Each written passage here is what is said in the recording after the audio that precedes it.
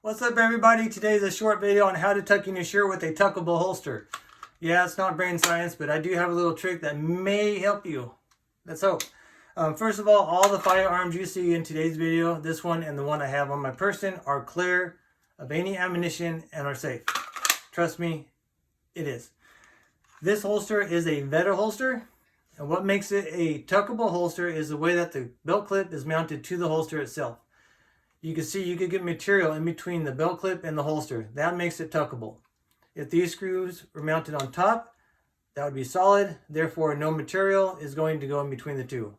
Not tuckable. The other thing I would suggest buying if you have the choice is a claw. Some people call it an arm or a fin. We're going to call it a claw. What the claw does, it presses against your belt, which in result, if this would be normal without the claw. When the claw presses against the belt, it's driving that firearm closer to your body. It'll be kind of at an angle. The other thing you could purchase would be called a wedge. Not all manufacturers make them. You'll see a tier 1 concealment holster, which I have on my body. They actually make a wedge package, which looks like this. This is a wedge package. You have your extra large. No, this is a large. I have the medium on. This is small and extra small. These are squishy but firm, if that makes sense. Double sticky tape. What you do is you stick it to the back of your holster, fat side down. This is your body, this is your gut. Between the claw and the wedge, this firearm is going to hit the bottom of your belly, and it's going to sit like so, which is driving the bottom of your holster out, which is drawing the top of the firearm into your body. Makes it very concealable. So here's what the video is about: how to tuck in your shirt. First of all, where's my belt buckle? My belt buckle is on the side. I wear it on the side. It does not bug me. I don't notice it. It doesn't pinch me. The reason I do that is because I carry appendix. If I had it in between these two clips, yes, I can. It's going to look funny because it kind of sticks out a little bit further than normal, and it bugs me. I kind of hit things with it. It's like having a big bumper in front of your pants. You can wear it off to any side you want. It doesn't matter, just not in the front. That's my opinion. Try it out for yourself and see what you like. So what I'm going to do is I'm going to untuck my shirt. We'll take the tier 1. This is the tier 1 Axis Elite holster where you have the claw, and you'll see the wedge. This is a wedge that hasn't been worn. This is a wedge that has been worn. It kind of conforms to your body. I'm going to get dressed. I'm going to tuck in my shirt as if I'm getting ready for work or whatever in the morning. Everything's normal. I'm going to unzip my zipper.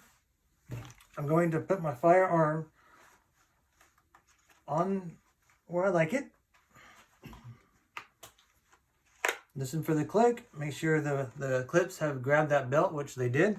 So now I'm only going to untuck the part that I need to untuck. Do not untuck your whole shirt. Is not necessary. Only the part that you want to untuck. All right, untucking. Now I have an undershirt on today, so that just came up with it. I'm going to hold this part up. I'm going to tuck the undershirt back in. That doesn't have to be perfect. So now if you need some extra room when you're playing, if your pants are too tight, you need some extra room under your belt. That'll give you a little bit more play. I don't need to do that, so I'm not going to, but you can. I'm going to take these two flaps on top over bottom. I'm going to line them up. I'm going to run my finger about an inch from the bottom, and I'm going to bring it around there, and I'm going to grab it with this other finger. The reason I'm doing that is because I'm going to take this hand, and I'm going to grab my belt, and I'm going to kind of press. I need to get this material in between those two. So I'm going to run this down here. I'm going to hold on to that. I'm going to run this down as far as I could go because I ran out of space. I'm going to grab the two ends of the shirt. 1, 2, there they are. Don't pull really tight yet because remember you have the claw, which is pressing against the belt, which is not allowing the material to get through. Right now the material's on top of the claw, kind of like that. So the claw is right here, and the material is not going around it. So I'm going to pull out on the belt, shove that material on the opposite side. If you have a longer shirt, it's a little bit easier. This shirt's kind of a little bit shorter, so there it goes. And then I'm going to do the same thing on this side. So now I'm going to take these two flaps. I'm going to pull down. You saw the shirt move a little bit maybe. I'm going to tuck all this in. Zip up your zipper. Don't forget that. Otherwise, someone's going to tell you. So now you can leave your shirt. If you like to dress like this is how you like to tuck in your shirt, fine. I don't. I want to make sure everything's lined up, which I'm pretty close to being lined up. But I'm going to take the outer shirt, and I'm just going to pull on it to get the wrinkles out.